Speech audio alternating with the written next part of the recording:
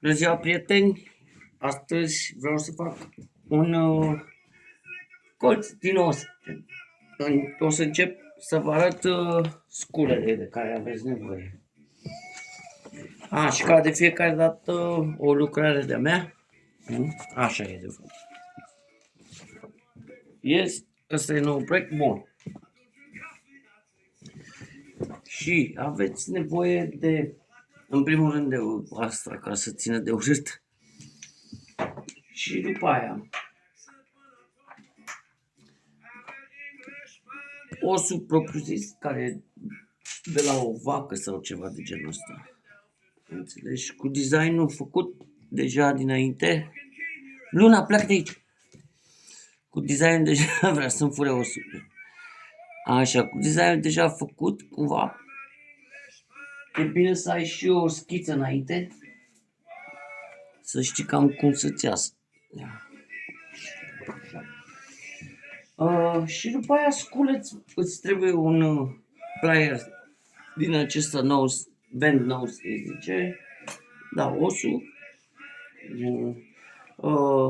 Astea sunt frezele pe care le folosești în timp ce lucrezi. Și asta e o perie. Și asta este pentru tăiat. Un fel de mic băi, trebuie să iau osul de aici, că vreau să-mi fure luna.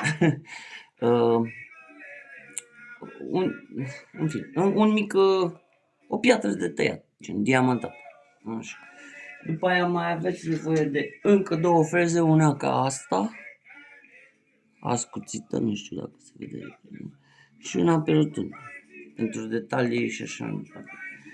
Și ca stand, ca să nu vă chinuiți, nu știu, asta s-ar putea să fie o chestie nouă pentru voi. Dar eu folosesc kitul acesta care nu se, e un plaster, știi? Și atunci când lucrez îmi fixez ăsta aici, știi?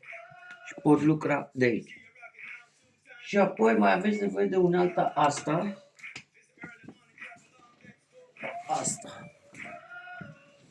De la Steinhaus, știu că poate fac reclamă, dar e bună.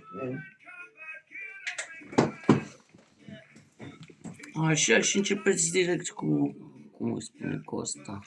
Ca să încep, practic, să decupezi în os. Pleacă de la viteză 1, eu o dau cam pe la 2. Și acolo pur și simplu încep.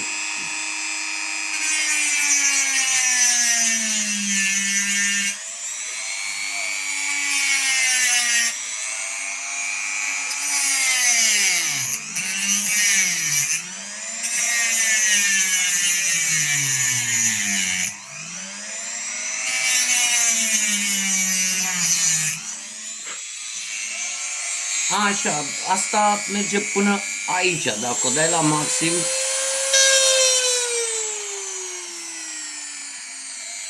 Dacă o dai spre maxim, s-ar putea să sară piatra. Sau merge mai repede, dar mai prost. Ok, deocamdată atât. O să fac încă un video pe repede. Nu o să stau să fac toată chestia asta. Și tot așa din 3 părți. V-am arătat sculele, acum o să fac filmulețul când termin ăsta și după aia un filmuleț pentru final, pentru produsul final.